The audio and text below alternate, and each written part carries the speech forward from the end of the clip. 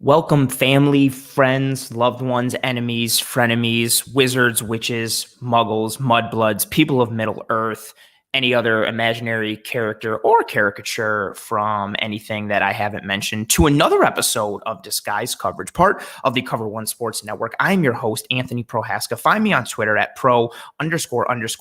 That's pro_ANT. Give me a follow on the old Twitter. And in this episode of Disguise Coverage here on June 3rd, 2021, fun fact, on June 3rd, 2003, Sammy Sosa was caught using a corked baseball bat in a baseball game. Sammy grounded out to second base and his bat shattered, and pieces of his bat flew all over. And when they gathered the pieces and saw the main part of his bat, they noticed about a $50 size of cork inside his bat. And when someone corks their bat, it gives them, a little extra oomph in the bat, creates more jump for the ball off the bat. Sammy claimed that it was an innocent mistake and that he uses cork bats in warm-ups and batting practice sometimes to hit more home runs and entertain the fans. But nonetheless, it was a bit of a stain on his image, something that lives with him to this day, along with several other things. So fun fact on June 3rd, 2003. But here on June 3rd, 2021, this episode of Disguise Coverage, again, part of the Cover One Sports Network, we are going to get into some myths and some narratives for the 2021 Bills season and debunk some of those myths and some of those narratives. That's why this episode is titled Buffalo Bills 2021-MythBusters. Over the last several, I don't even think it's several weeks. It's really kind of just in general. There's been certain stories that have come out about certain players or certain aspects of the Bills, or you see certain responses in regard to certain players and certain comments and certain thoughts around the team and around the Bills players in general. And that's where this thought for this episode came to me, because narratives, and I'm using narratives and myths interchangeably in this episode, but narratives can be dangerous. If you are portraying something as one thing when it's really not, that's not right to you. It's not right to the people that are listening. It's not right to the person or, term or whatever thing that you are talking about.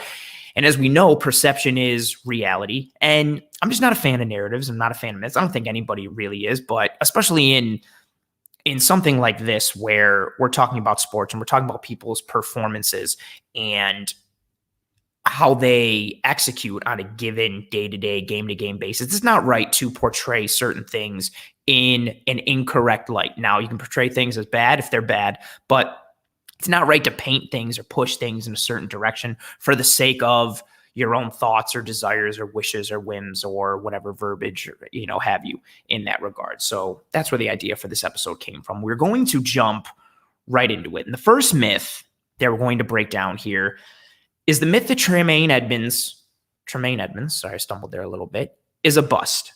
This is a big one. I think this is one that really gained steam a little bit before last season started, so last offseason, but then really started to pick up once the 2020 season started.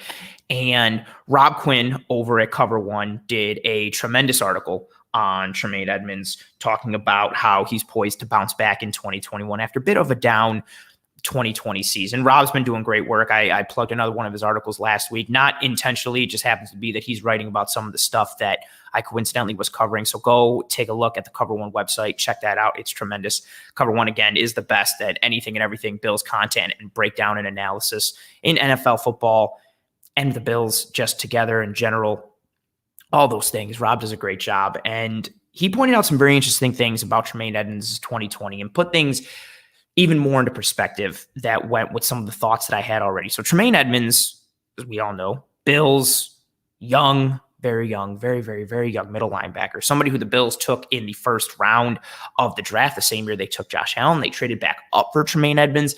And the expectation for Tremaine Edmunds has been massive. When you get taken in the first round, one, that always comes with expectation. Two, he goes to the Bills, a team led by Sean McDermott, a coach known for developing linebackers and having linebacker success coming right out of Carolina, where he had Luke Kuechly and he had Shaq Thompson and he had Thomas Davis, and even going back to his days in Philadelphia and Oh, and here's a comment here from Anthony. He's on the top of my list for jerseys to purchase. Some people are calling him a bust. Yes, Anthony. There's a pretty loud and significant contingent of Bills fans that are calling Tremaine Edmunds a bust. And I think it ties to the expectations that people set for Tremaine Edmunds coming out of the gate. You see him, he's a physical specimen. He's a monster. He gets drafted and he's in his teens. He's super young. And so you pair the youth with the physical measurables and the size combined with the coaching and the previous success that coaches have had at that position grouping. And there was just so many expectations that were unfairly put onto the shoulders of Tremaine Edmunds. And then we look at his progression year over year, and he got better.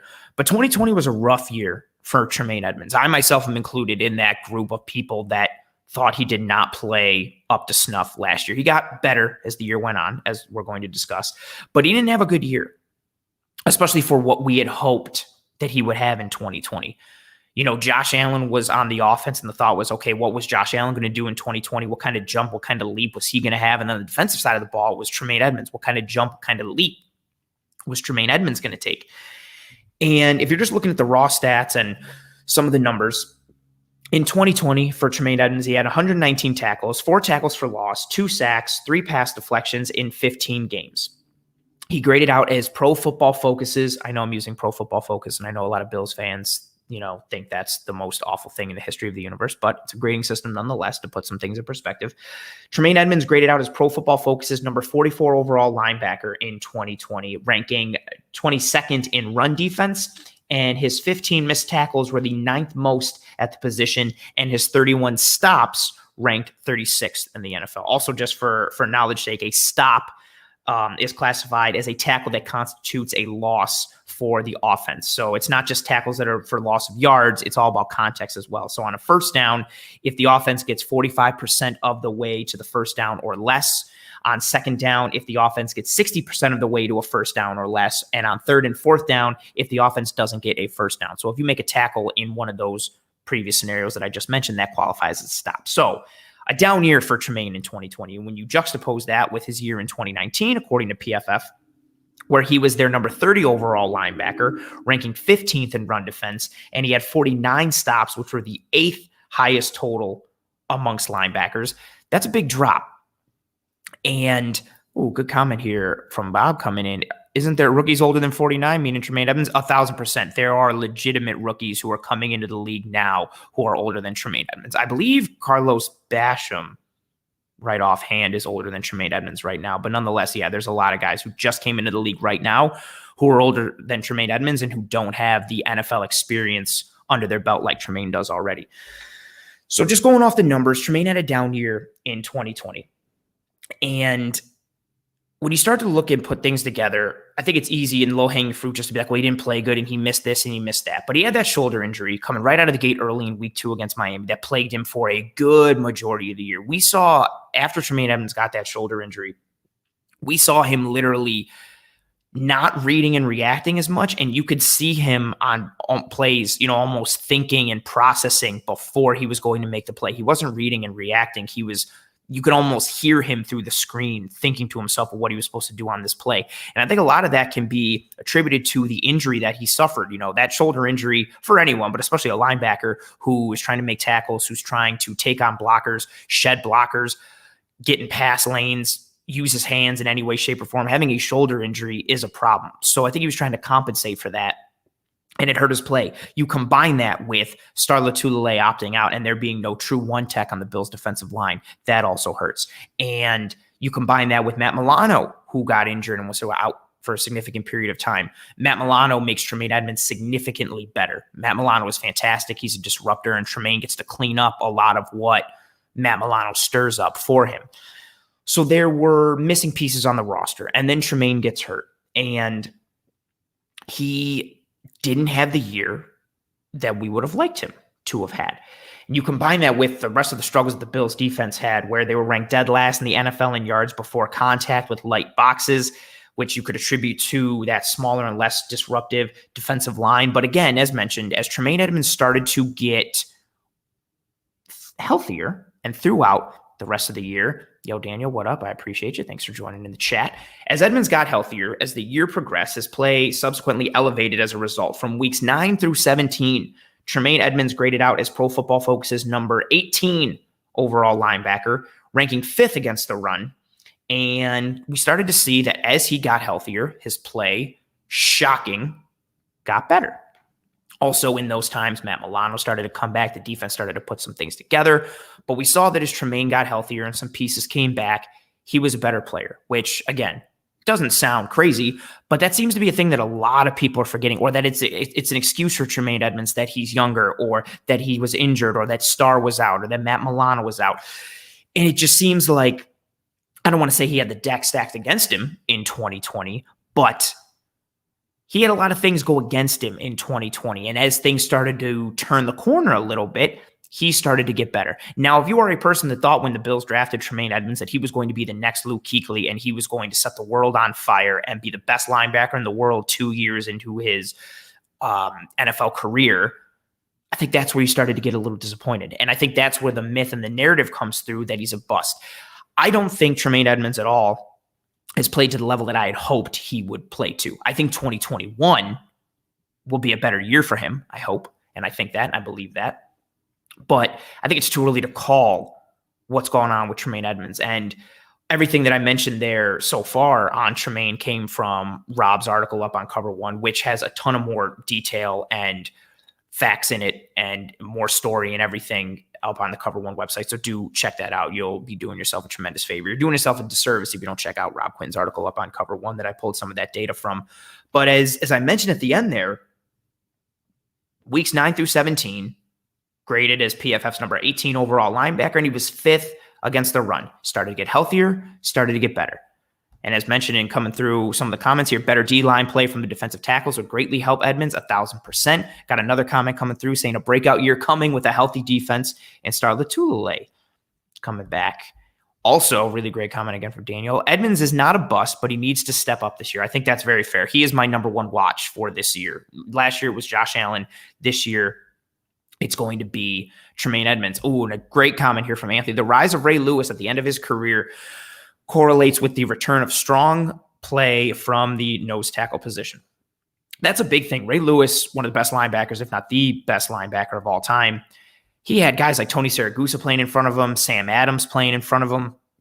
And then towards the end of the year, as Anthony mentions, the Ravens drafted Haloti Ngata, and he became a space eater and a person devourer. That's decent verbiage. In the center of that defense, and allowed Ray Lewis to play free and blitz and go sideline to sideline and do so much. Hey, Ron, love seeing you here. Ron also mentions, plus he was hurt for most of the first half of the season. Exactly.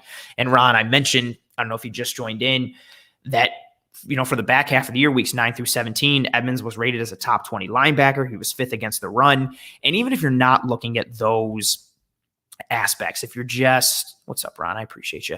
If you're just looking at certain things and certain pieces, you just need to take a look at everything holistically. I want to pull up a graphic here.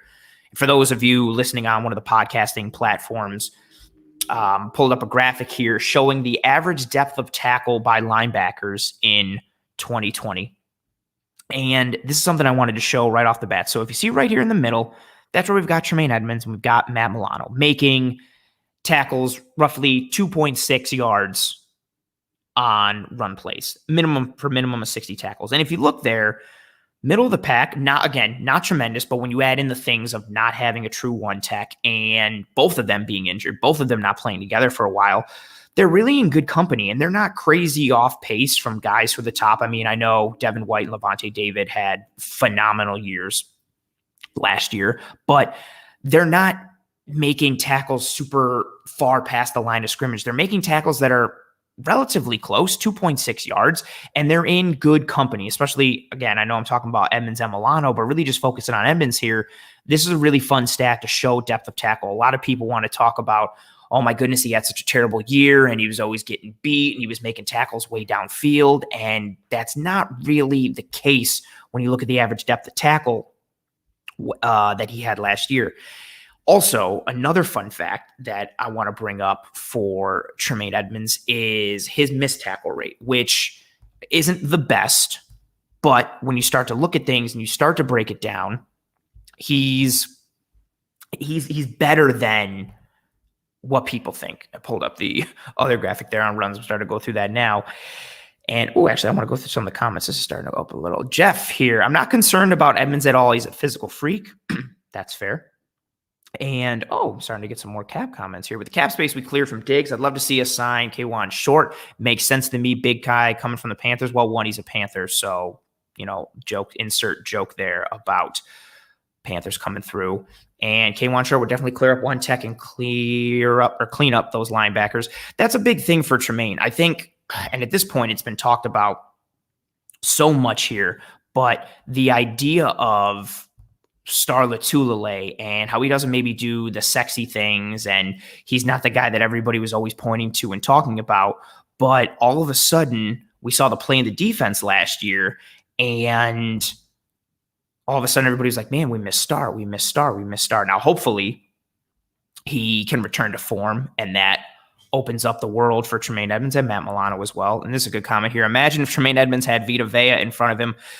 That's a big thing that people don't talk about with Tampa Bay. Devin White and Levante David in their own right are tremendous linebackers, but having a good defensive line helps, period, let alone having a world beater up front like Vita Vea, who is massive, but also has good technique. He can penetrate. He's a run stuffer, and he can rush the quarterback a little bit, which is good enough considering how strong he is against the run and how stout he is up front.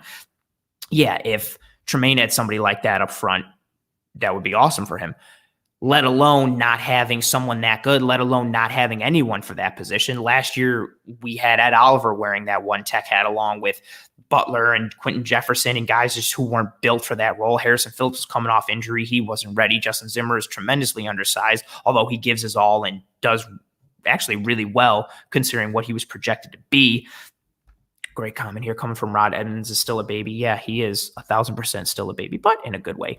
And so I shared that average depth of tackle graphic about Tremaine, and I want to share another one here on the missed tackle rate for linebackers in the 2020 season. And you see Tremaine Edmunds highlighted down here with the little arrow. Also, these graphics are courtesy of Max Wroblewski at Mafia Numbers on Twitter. He is a chart and graphic machine. He's also part of the Cover One team. I say it a lot about people in Cover One, but he's the best in the business. Just his ability to put together the charts and graphs and make it all digestible and consumable and easily understood is tremendous. He put together these graphics for this episode, and you see the little arrow that Max put here for Tremaine Edmunds. So Edmunds had less than one missed tackle per game. Not ideal, and especially when you look in the grand scheme of, who is in the top of the league, and guys who are really more around 4%, 5%, even 7%. So Edmunds is pushing 11% for missed tackle rate, again, which is what you don't want to see. But look at, not that comparing someone to someone else is, apples to apples, but look at the company that he's in and look at who he's above. He's above Devin White. He's above Levante David. He's above Deion Jones. He's above several very good linebackers in the NFL. And if you listen to the narrative or to certain people who just want to point out, no, but I saw this one play and he's terrible, and no, but I looked at this and he's awful, you're doing a disservice to Tremaine Edmunds, and you're also doing a disservice to yourself when it comes to realizing the play that he's capable of. So looking at Tremaine Edmunds and this myth that Tremaine Edmunds is a bust. It is not a bust. He is not a bust. I want to bust that myth and debunk that myth. Tremaine Edmunds is not a bust. He has not lived up to, we'll say, all the hype this year. Last year. He has not developed as of this moment into the all-pro linebacker that we would like. But one, as many people have mentioned in the comments and as we've mentioned already so far, he's still a baby. He's very young, both mentally, physically. He's still going to grow into his body. He's also playing one of the hardest positions in the NFL. Playing linebacker in the NFL, let alone in today's NFL, is tremendously difficult. And considering his youth and his growing pains physically and mentally into the position, he's still doing good. So has he reached Luke Kuechly status? No. Is he a bust? No. Why is he not a bust? His youth, he's still going to progress. The injuries and the circumstantial roster deficiencies the Bills had in 2020, if you are judging Tremaine Edmunds off of his 2020 season, if you're just using that as the measuring tape, I don't think that's fair. If you're watching 2020, you're saying he's a bust, he's terrible, that is not fair. Especially, we pulled the numbers from Rob's article of what he did from weeks 9 through 17. I showed you the average depth of tackle that he had and where he ranks with that and his missed tackle percentage. So in a down year with no one tech up front to support him, with having to play with one shoulder for pretty much the first half of the year, for not being able to play with one of the best players on the defense, Matt Milano, because he was injured and he was out, coming off of a COVID offseason. All these things, despite all of those hurdles and those obstacles, which are very legitimate, Tremaine Edmunds was still, at worst, kind of middle of the pack in terms of his production and a lot of metrics. Middle of the pack is not terrible. Middle of the pack is not a bust. But if your expectation of him is to be the next Luke Kuechly or the next Thomas Davis or the next Shaq Thompson, I understand where it's coming from, but have a little bit of perspective and don't push that narrative and don't push that myth that Tremaine's a bust or that people who didn't want us to pick up his fifth-year option are saying that he's going to be overpaid. I will say that 2021 is a massive year for Tremaine Edmunds. Much like last year was for Josh Allen, 2021 is huge for Tremaine, seeing what he does and how he progresses and if he can be the player that we needed him to be, ideally going forward. Because again, that position, especially in today's NFL, especially in the Bills defense where they run a lot of nickel and it's pretty much just Edmonds and Milano. We don't have a lot of strong depth behind them like we saw last year. He needs to be on point a lot. I don't want to say has to play at elite levels for this defense to be successful, but he needs to play better. And he needs to elevate his game, especially with the salary he potentially could command. But do not write him off now. Do not think that he is a bust. Do not do that at all. And I want to pull up this comment here as I'm reading through these comments. I'm speaking at the same time. Milano not being there affected Edmonds, like how Brian Winters affected Mitch Morse. Having talent around you elevates your play. Even more so with Milano because of the role he plays in the defense. Milano does a lot of things. He does a lot of the time blitzes and a lot of the pulling guard blow-ups and a lot of the funneling and spilling that allows Tremaine Edmunds to do the cleanup. It still takes skill and ability to do the cleanup like Tremaine does, but Milano's a large-scale disruptor for this Bills defense, and added with the fact of his range and his talent and his ability, he opens up a lot for Tremaine, so not having him there 1,000% affected him. So there was a lot of things that were stacked against Tremaine Edmunds last year. Don't judge him solely off of that. Has he reached the levels we'd like? No. Could he still reach those levels? Yes. Is he a bust? Absolutely not. That conversation needs to stop. The conversation of him being soft and terrible and a waste and trash and all these hyperbolic words and phrases that people use to describe Tremaine Edmunds, that needs to stop. And we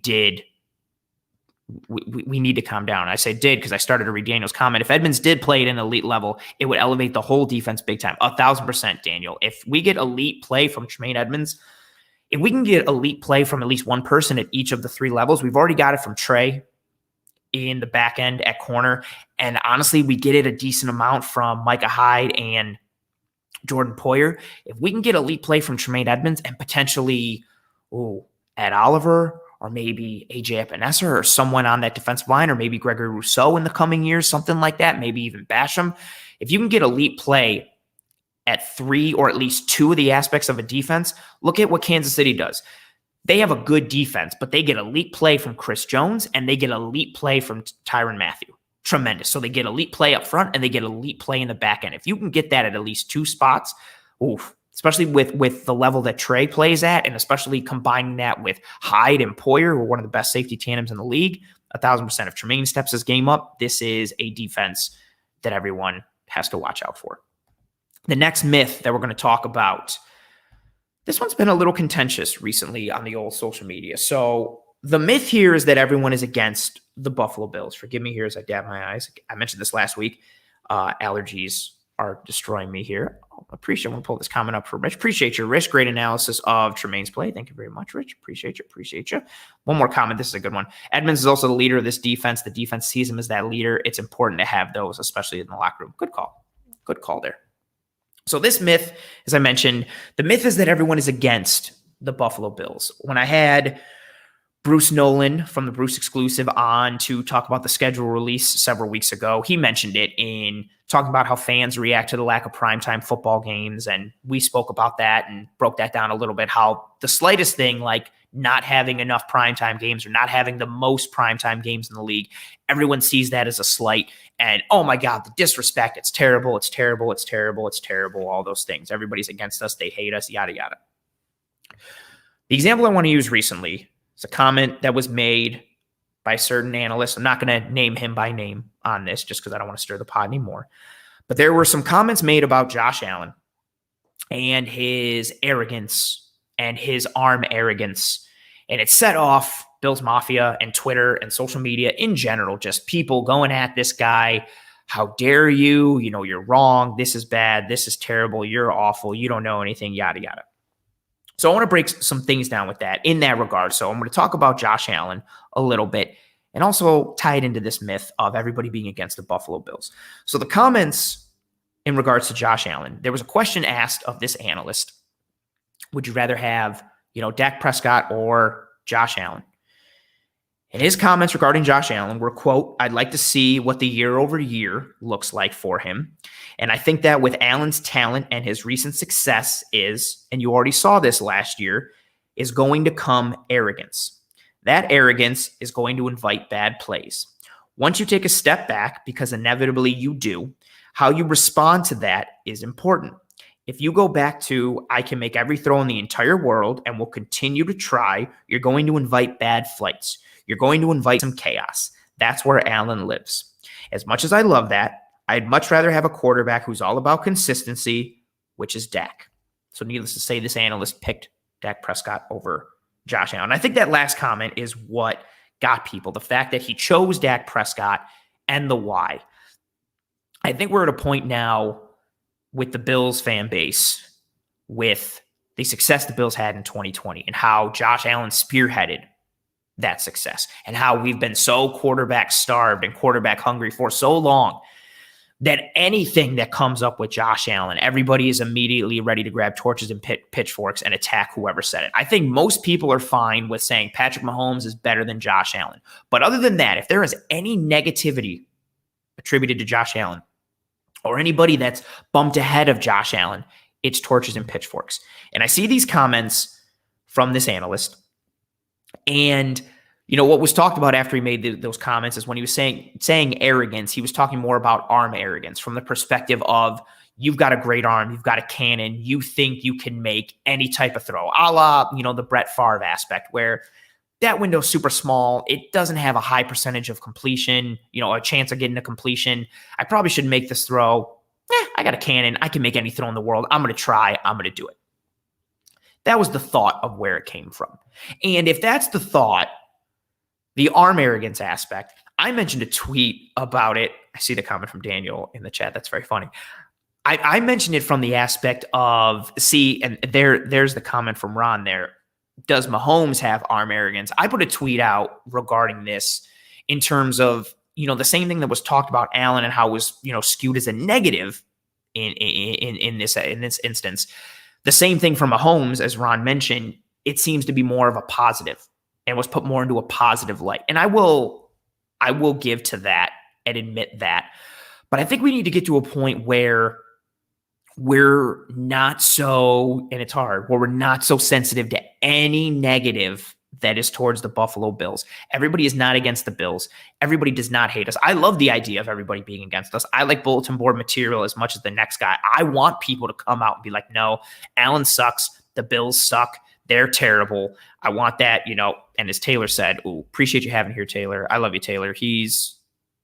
Taylor, you're in almost, I think, pretty much every single episode I've done in recent memory, and you're always commenting, you're always engaging, you're phenomenal, and you're active on Twitter with me too, which is fantastic.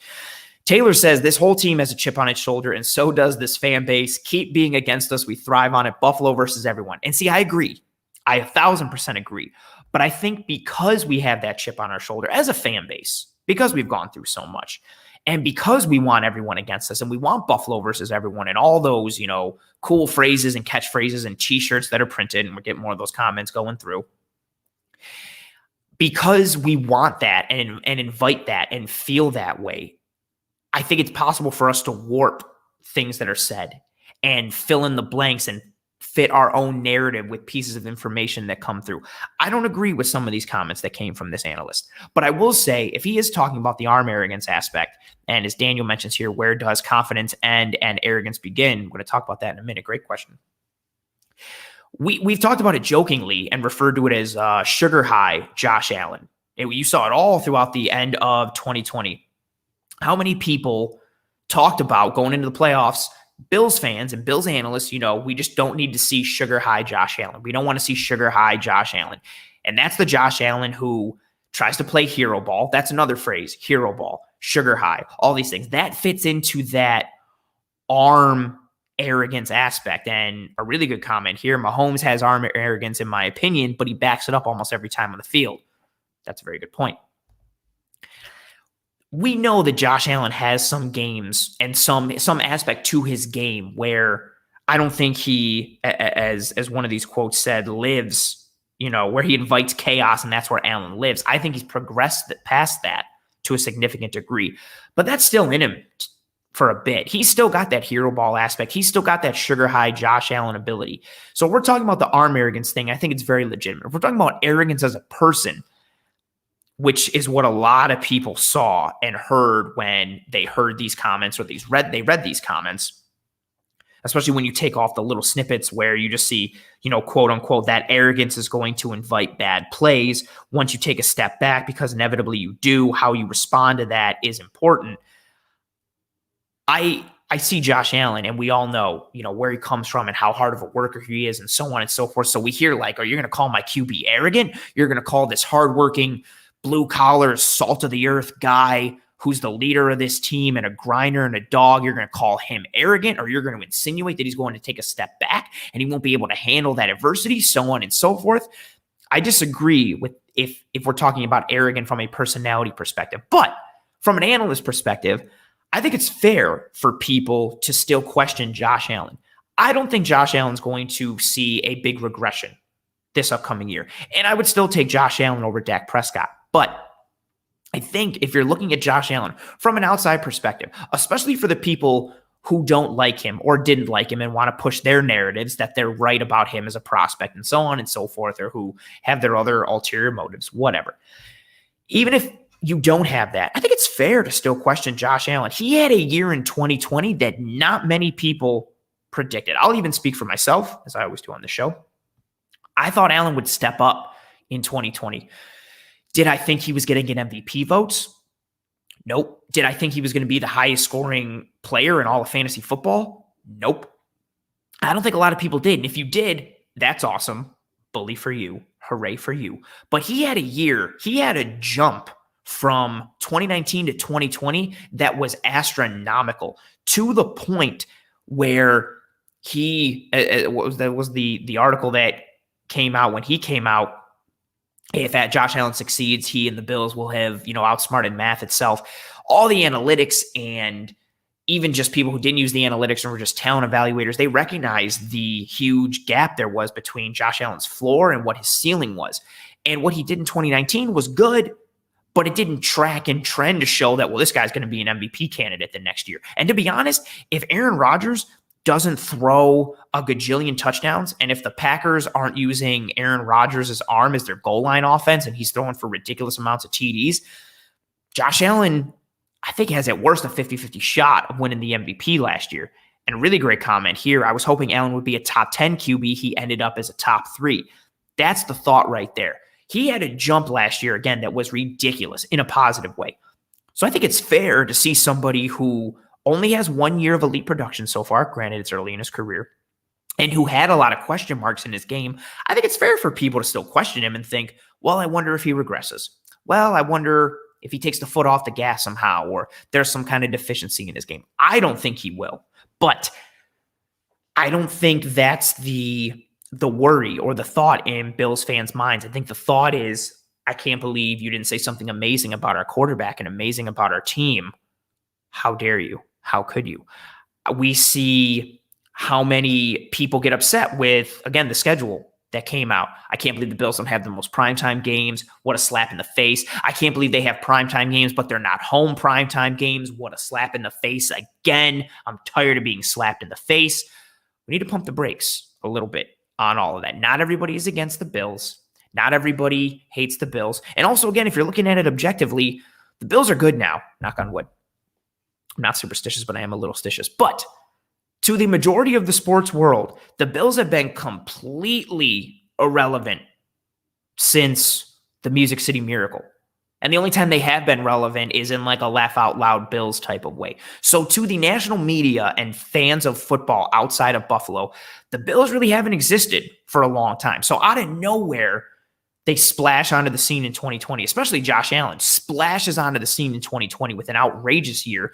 Bills win the division. They're the 2 seed. They're putting up all these big wins. They're destroying people on TV. Allen kills it. Diggs leads the league in receptions and yards receiving. All this production, all these great things. Gabriel Davis looks amazing. All these things. Cole Beasley, most yards from the slot receiving. Amazing. All these things. To people outside of Buffalo, you could see easily how people will be like, maybe it's a one-year wonder. We'll see what happens.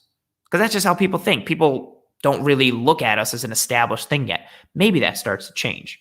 I want to get to some of the comments. Daniel with a great comment.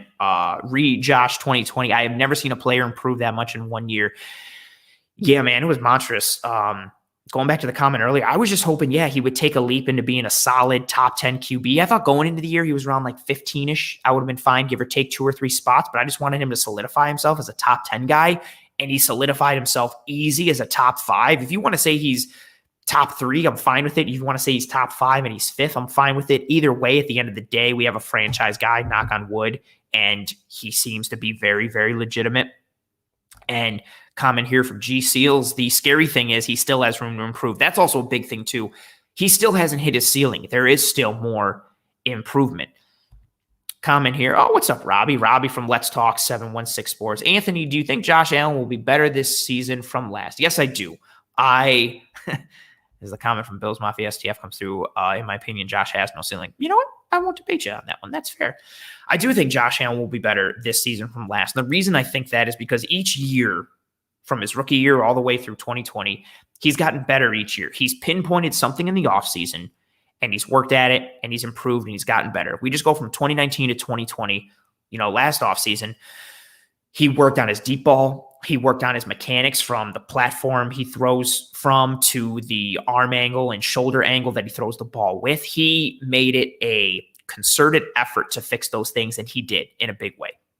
I think it will be better this year because I think he's still going to stay at a high level with the deep ball and with his mechanics. And I also think now that he's starting to work on what we mentioned last week on disguise coverage coming out of OTAs, that now he's going to start working on in-breaking routes and the unders and the slants and all those things, trying to put the ball in better placement to give good yards after catch for his receivers and his running backs. I think if he can do that, combined with the other things, if he wants to be good in situational football and getting better with his reads and his progressions, I don't see why he won't get better. And to the comment earlier of the thought that Josh has no ceiling, he's shown that he has the capacity to fix and tweak his game and continue to improve. And if he does that year over year, I think it's fine to think that he's going to get better year over year. The question is, this is a good comment here from G Seals, I expect Allen to improve once again, but not the same quantitative leap. That's the same boat I'm in. I think Josh Allen continues to get better. I think we see a better Josh Allen in 2021 than we did in 2020, which is awesome. But I don't think he's going to jump that same astronomical value or however you want to quantify it. I don't think he comes out and throws, for 6,000 yards and, throws for 55 touchdowns and runs for 15 touchdowns or all these crazy jumps in that. But I do think he will continue to get better. I think this year we'll see a more accurate Josh Allen in terms of the in-breaking routes and the unders. I think we'll see a better ball placement throw after throw from Josh Allen. I think we'll see a better decision maker situationally. And why do I think that? Because that's what he's been working on this offseason. And he's got a pretty good sample size of showing year after year in the offseason of being like, hey, I want to get better at this thing. And then we go into the season and he's better at that thing. Oh, this is a very good comment. Josh Allen does not need to put up the same numbers to get better. That is a fantastic comment. Much like the run game, which we're going to talk about in a little bit, being a better running team doesn't mean we need to run the ball more. And same thing for Josh Allen. He does not need to put up the same numbers or even better numbers to be a better QB in 2021 than he was in 2020. That's a very, very, very good comment. Oh, and here's an interesting one from 13. The opposing defenses will attack him different this year. He might regress in the beginning. I think that's a fair point. Also, you factor in the little things like crowd noise, which the team is prepping for. Could see some regression in that regard.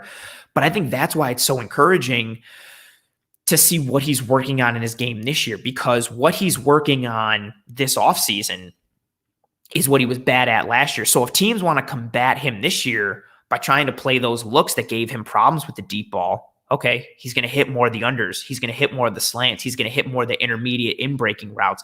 He might put it in better placement for his running back to, dump it off for 4 yards. It turns into a 7-yard gain. And then having Emmanuel Sanders and Cole Beasley and Stephon Diggs and their ability to leverage coverage underneath and their ability to find the soft spots and find the weaknesses in defense and find the open holes. Oh, I think we'll see a Josh Allen this year. I think the deep ball will still be present in his game. I don't think it's going to go away, but I think we'll see more of a Josh Allen this year where he hits somebody between 8 to 12 yards and then they gain another 5 to 6, 7 yards after that. And I think that'll be the Josh Allen that we see. Ooh, great comment here from Taylor. Daboll is back this year, but next year with the new OC, that may cause a setback. I think that's fair. We've been pretty lucky to have the coaching continuity that we've had these last several years, especially coming off the great year in 2020. And now to come back this year and have Daboll back and Frazier back, that's a tremendous thing. I am very interested to see what Allen looks like if he does get a new offensive coordinator. Comment from John, run the damn ball with an exclamation point. There's no reason why we can't run, I'm assuming you meant can't, for 100 yards if defenses are game planning for Josh. This is something that we're going to get into in a little bit, as I want to keep going through the comments this year. There's the one I wanted to get to. Comment here from Jason. If our run game improves, does Allen have to be as good as last year? I think this is a passing league, and he can't regress in his performance. But I think if our running game improves, he just has to be good to better with his decision-making to take advantage of the success from the running game.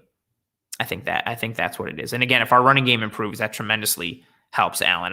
But I don't think we're going to become a team where the running game is the primary option on offense. So if the running game improves, that's good. But this team is still going to go as far as Josh Allen takes them. Regardless of how good the running game is, regardless of how good the defense plays, this Buffalo Bills team will go as far as Josh Allen takes them. That's just the nature. And that's not even unique to the Bills.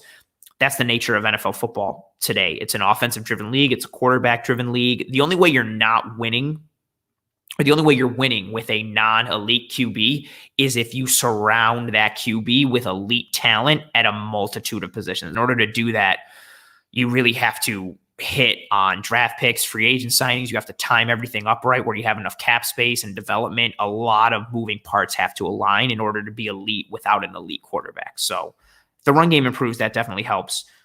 And as G Seal says, yeah, if the run games improve, it'll make Allen more dangerous. Yeah, 1,000%. I was going to talk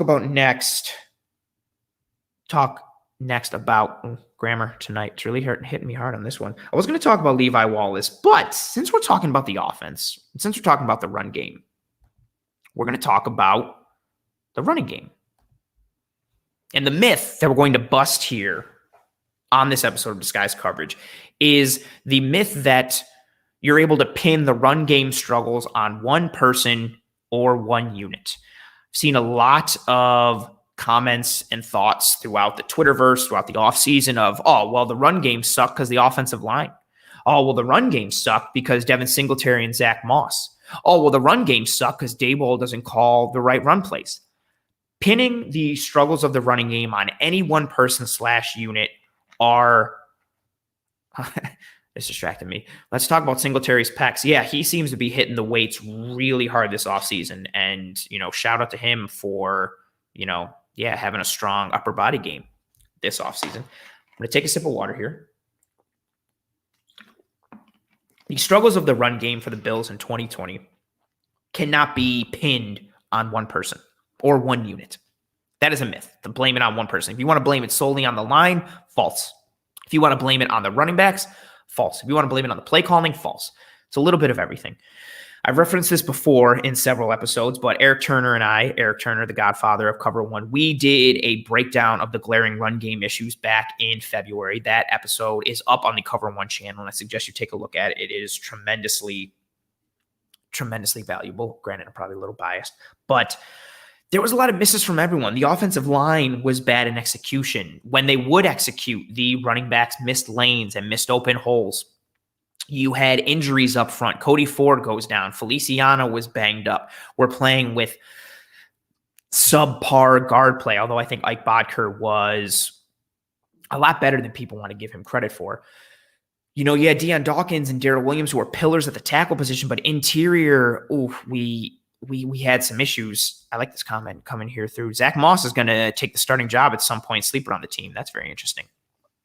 And looking at that running game, it was not due just to one thing holistically. It wasn't solely on one person. It wasn't solely on this or that. It was a combination of a lot of things. It was one of those like 60-20-20 or, breaking 50-30-20, depending on how you look at it, between the offensive line, the running backs, coaching, play calling, all that kind of stuff. And a lot of it came from what the Bills were doing from a scheme perspective and what they were forced into, what hand they were forced into. And I'm going to pull up some of the things from the run game episode that Eric Turner and I did. But again, I strongly suggest everybody goes and takes a look at that, because that'll put a lot of things into perspective for the run game. We broke down film. We broke down about 20 plays, gap and zone scheme from a running back perspective, line perspective, just anything and everything, trying to put it all together and paint the holistic picture of what was going on. But I wanted to pull up some of the things to show just what was going on for the Bills in 2019, especially in 2020, and especially versus 2019. The first thing I want to pull up, I mentioned it throughout multiple episodes, but I want to show the Bills running game, the differences by scheme of 2019 versus 2020. And the first graphic that I'm going to pull up here and then I'm going to show everybody is the Bills run blocking scheme week over week from the 2019 season. I'm going to pull this up as you hear the clicks. Boom, there we go. So this graphic here is the Bills blocking scheme by week. So week over week from the 2019 season. You see there, you got the little blue dots that show gap scheme, and you got the red dots that show zone. So for those who don't know, gap scheme are your pulls, your pin and pulls, your traps, things like that. Zone is pretty self-explanatory. Your zone scheme, a la what Kyle Shanahan and his dad have always run, what those Broncos teams in the 90s were running with Terrell Davis, running from that aspect of, everybody kind of stepping in unison and blocking a spot more than specifically blocking a man. It's a different mindset. It's a different scheme. But if you're sitting there and you're looking at it in 2019, you'll notice that there's more gap than zone, but it's decently split. And if you're looking at the numbers holistically, so the Bills ran the ball with a gap concept 156 times, and they ran zone 110. So not crazy. So more gap than zone, but still close enough. Not a 50-50 split, but close. 156 to 110 gap over scheme. And I'm just going to leave this graphic on for another minute so you can see more gap week over week, but there were some weeks where there was more zone and some weeks where they were closer together. So decent. That's 2019. Okay? That is 2019. Decent, 156 to 110. Not a crazy dichotomy. Not wild when you're looking at the numbers. But now the next graphic I want to pull up is the numbers for 2020. And this is where things divulge in a very large way. This is the Bills run blocking scheme by week from 2020. Again, blue for the gap, red for the zone. And when you look at it, you'll see, week 1, more gap than zone. Week 2, zone. Week 3, zone. Week 4, week 5. Week 6, more gap than zone. And then from week 7 on, it is nowhere close in terms of how the Bills wanted to balance their running attack. They went zone heavy for the majority of the rest of the year. They did not have a week through the rest of the regular season where they had more than 5 gap scheme runs. That's wild. And if you break down again, so 2019, 156 gap runs, 110 zone. Keep that in mind. 156 gap, 110 zone. 2020, 62 gap, 181 zone. Almost 200% more zone runs in 2020 than in 2019. And the reasoning for that, between the injuries and the execution, the offensive line up front was not successful at blocking gap, and the running backs weren't executing well off of it. So the offense and Dable tried to simplify things. They went to zone, and you see the difference there. If you pull the numbers from 2019, that's where the Bills want to live more. I don't think they necessarily want to be a pure man or a pure gap scheme running team, but I think they want to be a little more balanced in their running attack. I think from a week in and week out, they want to be more, okay, we can attack this team by doing this. We can attack that team by doing that. They don't want to holistically be one thing or the other. But in 2020, and showing this graphic, by week 7, everything was out. They had to throw caution to the wind to a degree, and it was like, all right, we're going zone the rest of the way. That jump is massive. And part of that is because of the injuries up front and the execution of both the offensive line and the running backs. You don't make a switch like that if things are going smooth, things are going well, which we knew. We saw the execution. I also want to point out again, I mentioned it earlier, being a better running team in 2021 does not necessarily mean running the ball more. It just means being more effective at running the football whenever the Bills decide to run the football. That's that. But those are huge jumps. 156 gap to 110 zone in 2019 versus 62 gap to 181 zone in 2020. Massive difference. You saw it in the play calling. You saw everything that went through. And I also want to bring up some more graphics here as we start to continue to talk about the run game struggles. And go up with another graphic here as I pull this up. So versus light boxes. So boxes with not a lot of defenders in them, which the Bills see a decent amount of, and was mentioned earlier in this episode. If Josh Allen's going to be successful and Josh Allen's going to be good and the passing offense is so strong, we're going to see times where there's light boxes, and the Bills should be able to take advantage of those boxes. The problem is they didn't, especially from shotgun. So the Bills were in shotgun 70% of the time in 2020. They were a shotgun offense, spread offense, shotgun offense. When they ran the ball versus light boxes from shotgun, they had 4.5 yards per attempt, which was 24th in the NFL, and they only had a 4.3% broken tackle percentage, which was 25th in the NFL. Not good. And you look at Devin Singletary, individually for him in 2020, he had 3.9 yards per attempt, which was 61st. He was 34th in yards per attempt in 2019, and he only had a 2% broken tackle percentage, which was good for 59th. Now, if you look at Zach Moss, this is a feather in the cap of Zach Moss, especially to whoever mentioned earlier that he's going to be the guy to take things over. Zach Moss, also not great with yards per attempt, but he didn't have as many attempts as Singletary. Singletary had 50. Moss only had 13. Moss with the 4.0 yards per attempt, which was 60th, but Zach Moss had a 15.4 broken tackle percentage, which was good for 11th in the NFL. I'm also seeing some comments coming through. I will get to those in a minute once I finish pulling the graphics and kind of putting everything together. So if you've asked a question and I haven't answered it, keep in mind I will get to it. I will try as best as I can. So that's a little instance right there. The Bills were bad running from the gun against light boxes in 2020, which again is a very bad thing because, one, the Bills are going to be in gun a lot because that's the offense that they run. Two, they're going to see light boxes. We talked about it on last week's episode. When the Bills see light boxes, whether they're under center or whether they're coming from gun, they have to be able to take advantage of those light boxes because they are going to see them. Josh Allen and Stephon Diggs and Cole Beasley and Gabriel Davis and Emmanuel Sanders and Isaiah Hodgins and Isaiah McKenzie and even Dawson Knox, so on and so forth. The presence of weaponry in the passing offense for the Buffalo Bills dictates light boxes for the Bills offense. So they need to be able to take advantage of those light boxes. And as we just showed, they didn't take advantage of the light boxes when they were coming out of gun. But what is very interesting is that they did somewhat take advantage and were better against light boxes when they were coming from under center. Again, they were only under center roughly 30% of the time because they were in shotgun about 70%. So running versus light boxes from under center, much better team. 4.9 yards per attempt holistically, which was 10th in the NFL. And they had a 15.7% broken tackle percentage, which was good for 4th in the entire NFL. Start with Moss again. He had 30 attempts. So if you see there, Singletary it seemed to be the feature back when running out of gun. Moss was more under center. Moss there with 30 attempts, which was 10th in the NFL. 5.5 yards per attempt, which was good enough for 10th in the league, and 13.3 broken tackle percentage, which was good for 11th in the league.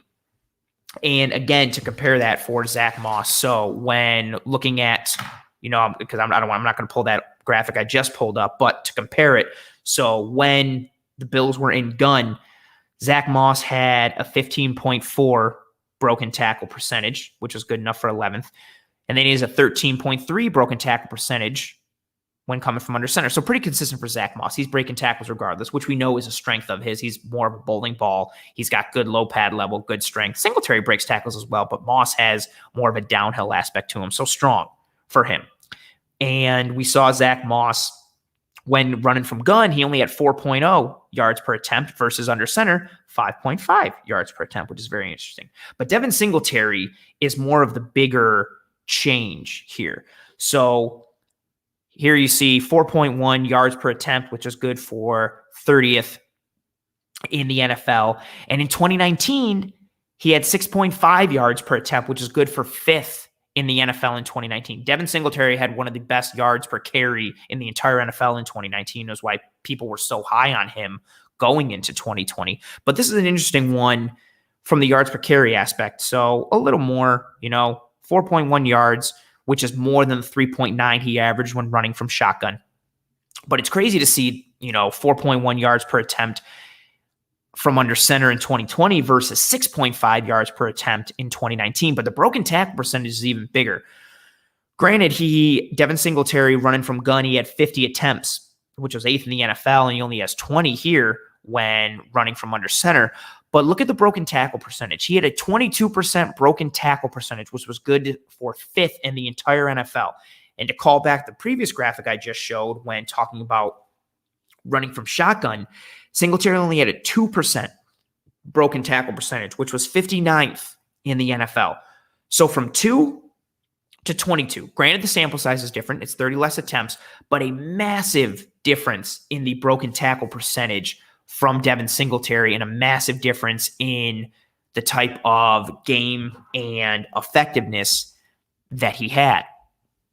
And that's just, I'm going to let those numbers kind of marinate for a little bit, and then I'm going to pull up these last two graphics. So the first graphic I'm going to pull up here is yards before contact in 2020. So this is pretty self-explanatory. The yards that runners are gaining before they get touched by a defender. Minimum 100 rush attempts. And you see there, it's not great. So I'm going to put it by itself to make the graphic a little bigger there. I'm also going to hide the graphic there so everybody can see the whole thing. So yards before contact in 2020, minimum 100 rush attempts. Devin Singletary and Zach Moss were towards the bottom of the league. Devin Singletary had 1.6 yards before contact per attempt. Zach Moss had 1.5 yards before contact per attempt. Again, bottom of the league, nowhere close. Middle of the pack is easily looking around 2. Not a crazy, jump, but there are a decent amount of dudes at 2.5 and pushing almost 3. And that's a big difference. If you're gaining an extra yard per attempt, added up with all those attempts, that changes field position, that changes down in distance, that changes play calling, that changes situational football. That's a big thing. So yards before contact, Singletary and Moss low in the NFL, shows that they're not really able to get a full head of steam. They're not really able to get things going before they get contacted by the opposing defense. One more graphic that I want to pull up there. So that was yards before contact. Again, all these graphics courtesy of Max Wrobleski at Mafia Numbers on Twitter. You need to give him a follow. These last numbers and graphic that I'm going to show here on the running game. So we just looked at yards before contact. Now we are going to look at yards after contact for 2020. And Devin Singletary and Zach Moss, as highlighted in blue and up here, are close to the top of the ranks in the league when it comes to yards after contact. Both of them were at 2.8 yards after contact per attempt. That's right up there with, look at the names at the top. I know they're obviously behind them, but Nick Chubb, Derrick Henry, Ronald Jones, Aaron Jones, Tony Pollard being up there is very interesting. Gus Edwards and J.K. Dobbins from Baltimore, we know how good they are at running the ball and how dynamic their running attack is and how good their offensive line is. And right in that same vein are Singletary and Moss. And Devin Singletary and Zach Moss are right there with Dalvin Cook, who had one of the best years in the NFL last year and who's one of the best running backs in football. So with a minimum of 100 rush attempts, Singletary and Moss kind of held their own with yards after contact, even though they weren't getting a lot of yards before contact and things weren't being made easy for them. I pull up all of those things to say this and to continue to talk about this aspect and the notion of the myth that you can pin the running game struggles on any one person or one unit. So in showing the change in Bill's running scheme from 2019 versus 2020 and having a shift to more of a zone scheme, showing how the Bills struggled to run against light boxes from shotgun versus under center, to show the effect in numbers for Singletary and Moss from under center to in the gun, to show the difference in Singletary's effectiveness from 2019 to 2020, and then showing yards before contact and yards after contact for both running backs. I say all that and show all that to drive home the point that it is very muddy waters when it comes to diagnosing the run game from 2020 and fixing it for 2021. I think what's a very interesting point for 2021 is that the offensive line that we should see. I know someone asked this earlier of what I anticipate the opening day offensive line to be. I think it's going to be Deion Dawkins at left tackle, Cody Ford at left guard, Mitch Morse at center, John Feliciano at right guard, and Darrell Williams at right tackle. That unit did not play together in 2020. So I know people have said, well, we're running back the same offensive line, and that offensive line sucked against the run, so we're going to be bad against the run again. No, we're not running it back with the same offensive line. This unit didn't play together last year. Cody Ford got hurt.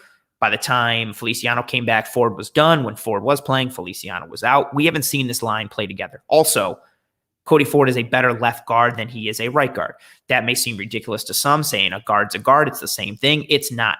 Your first step, your footwork, your hand placement, your periphery, it's different when you're playing on the left side versus the right side and vice versa. He's a better left guard than he is right guard. So this unit didn't play together. Also, you have an entire offseason for Brian Daboll, who is a legitimately good play caller and schemer when it comes to play design and play calling and situational football, giving him an entire offseason to evaluate what they had last year and being able to figure out, okay, this is what worked, this is what didn't, combined with him knowing why they switched from kind of a balanced but leaning more towards a gap run scheme in 2019 versus being heavy zone in 2020. Give him a full offseason, this newer offensive line, a healthy John Feliciano, a potentially better Cody Ford. Maybe we see some better things, but I think just the scheme ability alone and the coaching and in a full offseason of being able to diagnose for them should make some things better. But the moral of the story and the myth that we are busting here, you cannot pin the running game struggles on any one person or one unit. Whether you're looking at the film, again, I suggest everyone, I'm not just plugging it or pumping it just to pump it. Please check out that film room episode on the glaring run game issues that Eric Turner and I did. The film we've got, the stats, the numbers, it really paints a holistic picture. And that holistic picture is you can't pin it on one person or one unit. I wish it was that simple. I wish it was easy to be like, it's the running game, it's the running backs, it's the running game, it's the offensive line. Okay, cool. So that means we just need to take this person out, change this, do this, so on and so forth. It's not that simple. It's not one position grouping. It's not one player. It's not one coach. It's a little bit of everything, as the numbers and the graphics here show. I want to get to some of the questions. Now, a question here from Traz. You don't think Lamp will push for a starting guard spot? I don't think he'll land it. I think he could push, and his third team mentioned here, maybe push forward. I think he could push forward, or maybe even Feliciano, but I don't think. I think in a really super ideal world, Forrest Lamp is the guard version of Daryl Williams, somebody we brought in on the cheap and who just turns into an all-pro form. The difference is Williams had shown for a decent amount of time that he could play at an all-pro level. I don't think Forrest Lamp is at that point and can turn to that. I think it's a good depth piece, but I don't see him winning a starting spot. I think he could push, but I don't think he wins a starting spot. Comment here from Jason. If you can, this is back to earlier what I said. If you can run the ball more effectively, then why wouldn't you run it more? So this is a lot of from an analytics perspective and from the sabermetrics type of deal.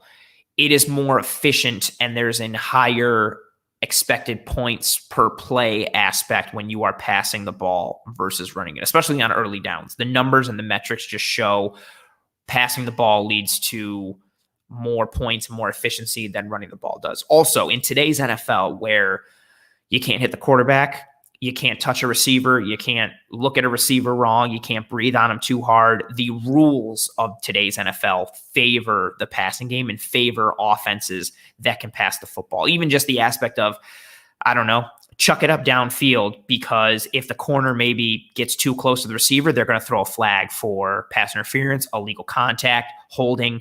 There's so many options that really put a defense at a disadvantage in today's NFL because of the rules favoring quarterbacks and favoring the passing game. And when you combine that with the analytics, it's pretty much more favorable to pass the ball as much as you can. Also, even if the Bills are more effective running the ball, which they very well may be, the Bills are elite at passing the ball. With Josh Allen, Stephon Diggs, Beasley, Sanders, the entire weaponry group and arsenal that I mentioned earlier. But even you just take the top three, Beasley, Diggs, and Sanders, that's the best route running trio of receivers in the NFL. I'm not saying they're the best trio of wide receivers in the NFL, but they are the best route running trio in the NFL. That is a dangerous thing. And you always want to lean towards your strength. And the strength of this team is a passing offense headed by Joshua Allen. Any more comments coming through? This is a good comment from you, Taylor. Defense has to respect the play action more when the QB is under center. That's a big thing because Josh Allen is one of the better play action quarterbacks in the NFL. I wish I had... I don't remember. I wish I had the data, but I read something a couple weeks ago of the increase in completion percentage and yards per attempt and yards per completion in play for offenses in play action passes versus non-play action passes. And everybody takes a jump up, but especially Josh Allen. He's a very good play action quarterback and succeeds big time when it comes to play action. So if we can run the ball better and also being more effective from running the ball under center makes people believe that we're going to run the ball when under center. But we've also run a decent amount of play action from gun. I think it's just that, again, if we're connecting it to the difference in gun versus under center and the success of the run, different concept, different scheme, different adjustments, and different level of execution. And we just did not do it well. Comment here from Mr. Moneymaker. You've been lighting it up tonight. If we run out of single back better, I'd love to see Josh audible out of shotgun against light boxes. I think that would be nice if we see those light boxes and we're able to, just check to a toss or a zone runner, a trap or a draw or something like that. No, we can get 4 to 5 yards. That would be fantastic if we know that we can do that on a consistent basis. And because that's where we struggled. I'm thinking, granted, it's recent, but I'm thinking to that wild card game against the Indianapolis Colts. I've mentioned it several times throughout this offseason, several times on the show. I'm thinking in that first half when it was 2nd and 1, 3rd and 1 for multiple drives, we just could not get 1 yard. And the Colts weren't even stacking the box all the time, but we could not get 1 yard. And if we can't do that, not to say that we won't be successful, not to say that we won't win games, but if that happens to us again, where it's like, oh, hey, we need to get 1 yard and we can't get 1 yard, it's going to be a disadvantage to the Bills. We need to be able to take advantage of teams who give us a light box and churn out and I would say even more 5 to 6 yards a carry against those light boxes because we're going to see them so much. And comment here from Sean, I know he's amazing at it, but Josh can't be our rushing leader. I'm fine getting whatever success we can on the ground. I would prefer if Josh Allen didn't run because I want to keep him healthy and clean and, not getting banged up. But if that, and also I think we're going to continue to see that in the goal line. Josh Allen is the goal line back, although Moss is effective. But I don't think the Josh Allen running aspect, whether in scramble form or in purposeful play calling like QB sweeps and powers, I don't think you're ever going to see that leave the offense because it is a weapon. I'd like to see it less, and I know a lot of us would, but I don't see that really necessarily dissipating. So that was the myth on the run game. Don't pin it on one person. Don't pin it on one unit. And, really good comment here from Taylor. Does the Breida addition change how we attack the edge? Speed to the corner is a plus. So Bill signed running back Matt Breida, who owns, somebody might know. Actually, Taylor, you might know, because I forget it all the time. Matt Breida, who owns like 2 of the 5 fastest miles per hour reached over the last 3 or 4 seasons. He's a very, very, very, very fast man. Adds a dynamic to this offense that we haven't had previously. I think he could change the way we attack the edge potentially, but I think more he changes the way we attack defenses potentially in the second half. Actually, I'm going to leave that comment up because I'm going to keep talking about it. I see it more of Breida being kind of like the knockout punch guy, us sitting there. There's the comment from Bills Mafia STF. Yeah, he hit 22 miles per hour, which is ridiculous for a human. I think Matt Breida is the guy in the second half when defenses are a little tired because we've been moving the ball up and down the field with the short passing game and the run maybe to a degree, but we're in the second half, we're midway through the third, or we're in the fourth.